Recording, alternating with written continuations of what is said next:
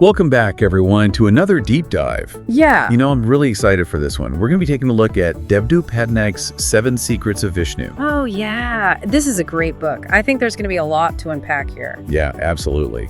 There's just so much richness and depth in Hindu mythology, and Pattanaik has such a knack for making these ancient stories relevant to modern life. Yeah, he's a great storyteller. Yeah. One of the things that I find fascinating is how he uses Vishnu's symbolism and avatars to really explore this Hindu worldview. Yeah. It offers these insights into human nature, societal structures. Yeah, and it's not just like ancient history. These stories have something to say about the challenges we face even today. Yeah. Like how we balance material success with spiritual growth. Exactly. And he kicks off with this whole discussion of how gender is used symbolically in Hinduism. Oh yeah, that was really thought-provoking. At first, I was a bit hesitant, But anyway, it's easy to jump to conclusions and think it's saying men are spiritual and women are material.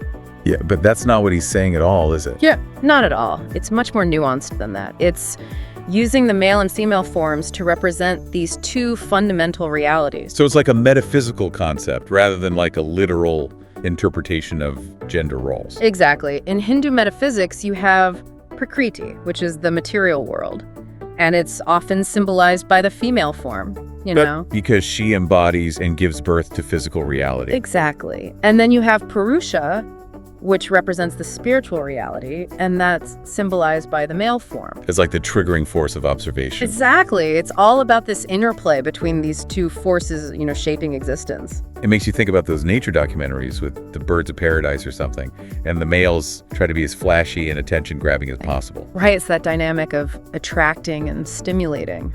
Yeah, and I guess you could say the female represents the fertile ground where that energy can take root and grow. That's a great analogy. So where does Vishnu fit into all of this? Yeah, that's what I was wondering. Well, Pattanaik draws our attention to Vishnu's symbol, the vertical nemim, the 3 lines on his forehead. Oh yeah, the name. Right, and the central line is red, and that represents material growth, like the blood that sustains us. Oh, I see. But then you have the white lines on either side, and those symbolize spiritual growth. Like the bones that give us structure. Exactly. It's a visual reminder that you need both. You need material and spiritual nourishment to truly thrive. I like that. It's like a little roadmap right there in his forehead. And remember, the name Vishnu itself means that which expands to occupy everything. So it's this concept of infinite growth encompassing both the material and the spiritual. So it's not about neglecting one for the other. It's about growth in both realms. Exactly. And to illustrate this, Pattanaik uses the story of Brahma's birth from Vishnu's navel. Oh yeah, that's a wild one. So Brahma emerges into this vast material world, and he's completely overwhelmed, He experiences fear and confusion. Makes sense. Yeah. It'd be pretty disorienting to suddenly pop out of Vishnu's belly button and be faced with all of creation. And it's this fear that leads to the creation of Maya. Maya. The illusion that keeps us trapped in this cycle of desire and suffering. Well, it's a bit more complex than that. Think of Maya like a measuring scale. A measuring scale? How so? It's a way of categorizing and making sense of the world. Like, okay, this is good, this is bad, this is big, this is small. Okay, I'm starting to see it. But the problem is that we get attached to these categories. We mistake them for absolute truths. Like we forget that the map is not the territory. Exactly. And so we get trapped in this web of our own making. So it's not that the material world is inherently illusory, but our perception of it, shaped by our desires and fears, creates this illusion. You got it. And here's where the contrast between Brahma and Vishnu becomes really interesting. Oh, how so? So Brahma gets totally entangled in Maya. He's consumed by it. But Vishnu, he's different. He sees Maya for what it is. But he doesn't get controlled by it. Exactly. He embodies this balanced approach, recognizing the importance of both material and spiritual growth, but remaining detached from the transient nature of Maya. So Vishnu represents this higher awareness and ability to engage with the world without getting lost in its illusions. Precisely. He's playing the game, but he's not attached to the outcome. That's a great way to put it. It reminds me of that quote, be in the world, but not of it. Exactly. And speaking of balance, what about the Devas and Asuras? Oh yeah, they always seem to be duking it out in these stories. How do they fit into this cosmic picture? Well, they represent another layer of duality. The Devas are often translated as gods. They embody order, light, knowledge. And the Asuras are the demons, right? representing chaos, darkness, material desires. Right, so it sounds like your classic battle of good versus evil. It does, doesn't it? Mm-hmm. But I have a feeling it's not that simple. You're right. It's not about morality. It's about maintaining cosmic balance. So the Devas and Asuras are like two sides of the same coin, each necessary for the other to exist. Exactly. They're constantly vying for power.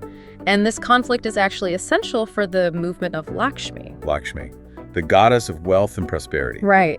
And it's their struggle that keeps Lakshmi, the energy of prosperity, circulating in the universe. Oh, that's interesting. So it's like their constant push and pull creates the dynamism that allows for abundance to flow. Exactly. And a perfect example of this is the story of the churning of the ocean of milk. Oh yeah, I've heard of this one.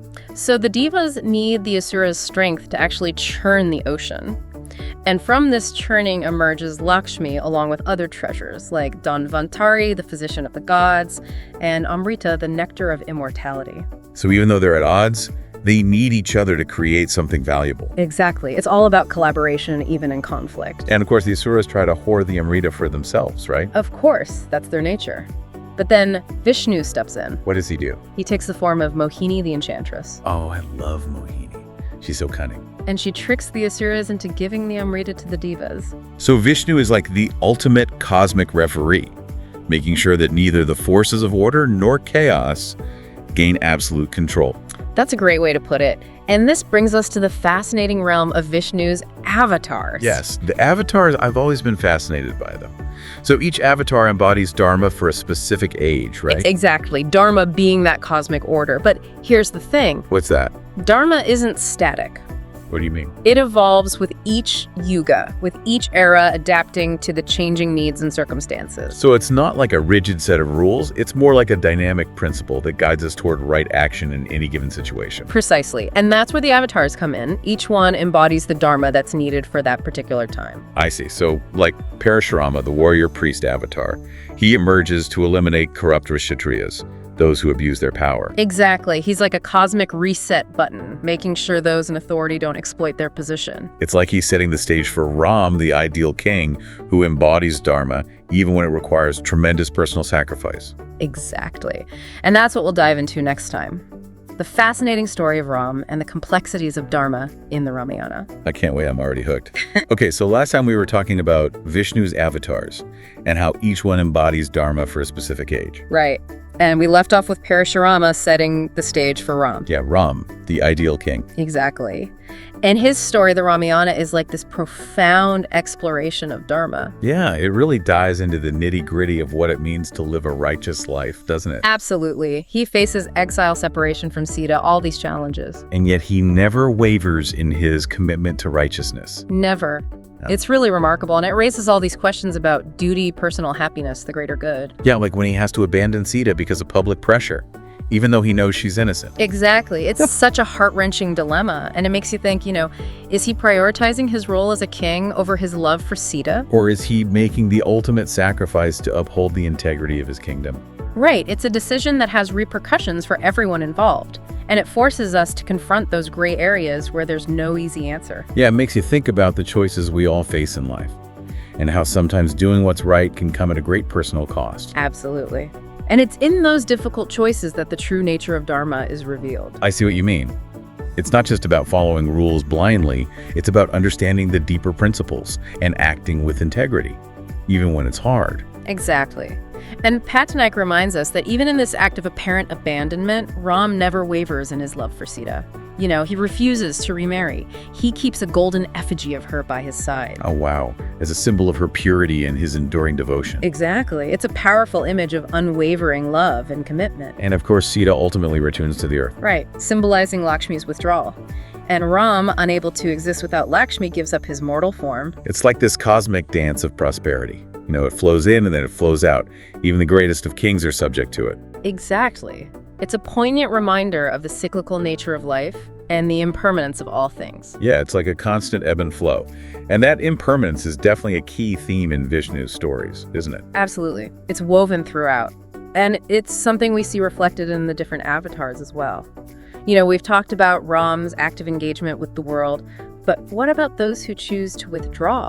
You're talking about Shiva, right? He's often depicted as the ascetic, the yogi, who renounces the material world. Exactly. And it might seem like these two approaches are completely opposite, Vishnu's engagement and Shiva's withdrawal. Yeah, how can they both be essential for cosmic balance? Well, that's where Pattanaik offers this really fascinating perspective. He explains that both paths are necessary. You have Vishnu's Pravriti Marga, the outward-looking path, and Shiva's Nivriti Marga, the inward-looking path. So it's not about one being better than the other. It's about recognizing the value of both engagement and detachment. Exactly. And to illustrate this, he points to the story of Vishnu taking the form of Mohini the Enchantress, dancing before Shiva. Oh yeah, Shiva, who's usually deep in meditation, completely captivated by her beauty. Right, he opens his eyes, and it's like Vishnu, through Mohini, is enticing Shiva back into the world, reminding him of the beauty and allure of material reality. Even though Shiva is seeking liberation through detachment. Exactly. It's this beautiful dance between these two forces, a reminder that even in detachment, there's a place for appreciation and wonder. And that even in engagement, there's a need for stillness and introspection. Precisely. It's all about finding that balance. You know, before we move on to the other avatars, I'm curious about something. We've been talking about the Devas and Asuras, but they seem a bit two-dimensional. Like, are they just these archetypes, or are they more complex than that? That's where the story of Narada comes in. Narada Brahma's son, right? Yeah, he starts out as this devout ascetic, completely rejecting the material world, but Vishnu sends him on a quest, and along the way he falls in love, he gets married, he experiences the joys and sorrows of family life. But then tragedy strikes, right? Yes. His family is lost in a flood. Exactly, and he's left completely devastated, and it's through this experience of intense suffering that he finally understands Maya. Not just intellectually, but emotionally. Exactly. He learns the importance of empathy, of experiencing the world firsthand to truly comprehend its complexities. Wow, that's such a powerful lesson. It's like he embodies that tension between detachment and engagement, between spiritual aspirations and the messy realities of human life. And from that point on, he becomes known as this troublemaker, stirring up conflict, but also constantly chanting, Narayana, Narayana. Reminding everyone of the divine presence amidst the chaos. Exactly. He's like a walking paradox, reflecting those contradictions within ourselves. You know, we strive for spiritual enlightenment, yet we're also drawn to the dramas and attachments of the material world. It's like we're all trying to find our own way to balance those two impulses. And that brings us back to Vishnu's avatars, who embody these complexities, each in their own unique way. Yes. Let's talk about them. We briefly touched on Parashurama and Ram, but I'm especially curious about Krishna. He's always struck me as a rule breaker, a god who challenges conventions. So Krishna, where do we even begin with him? Right. He's such a fascinating figure. Pattanaik calls him the unconventional god. Yeah, because he really pushes the boundaries, doesn't he? He does. He challenges social norms, traditional ideas of divinity, from his birth to his, romantic escapades. And his strategic approach to war. Yeah. I mean, he just doesn't fit neatly in any box. Exactly. And I think that's what makes him so relatable. Yeah, he's not this distant, perfect deity. He's got flaws. He makes mistakes. He's got this mischievous side. But he's not afraid to get his hands dirty. He engages with the messiness of life. It's like he embodies those contradictions within ourselves. Yeah.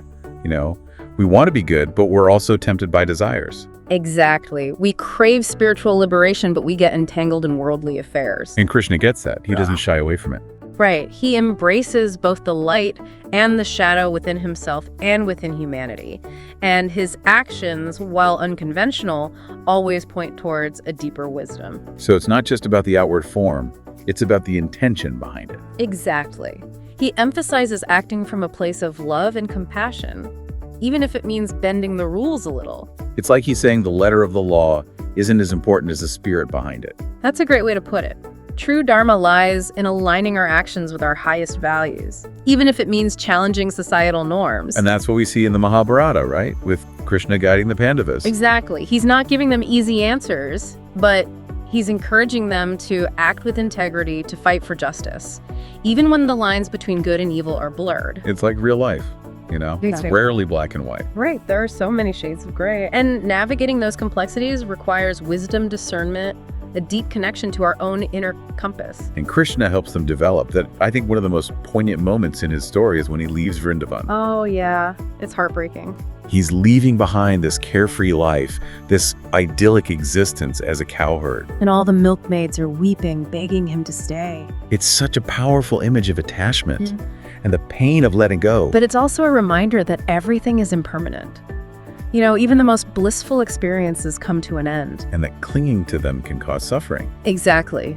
True freedom lies in recognizing that impermanence and letting go with grace. So Krishna's journey from playful cowherd to wise strategist, it really does seem to encompass the whole spectrum of human experience. It does. Joy, sorrow, love, loss, duty, and ultimately the realization that everything is in constant flux. And that brings us back to one of the core messages of Vishnu's stories, right? Finding balance. Exactly. Balance between the material and the spiritual engagement and detachment, holding on and letting go. It's like Vishnu, through his various forms, is teaching us how to dance with life. To embrace its fullness without getting lost in its illusions or overwhelmed by its challenges. Ride the waves, Exactly. And to remember that within each of us lies a spark of the divine. We're not just our bodies or our roles.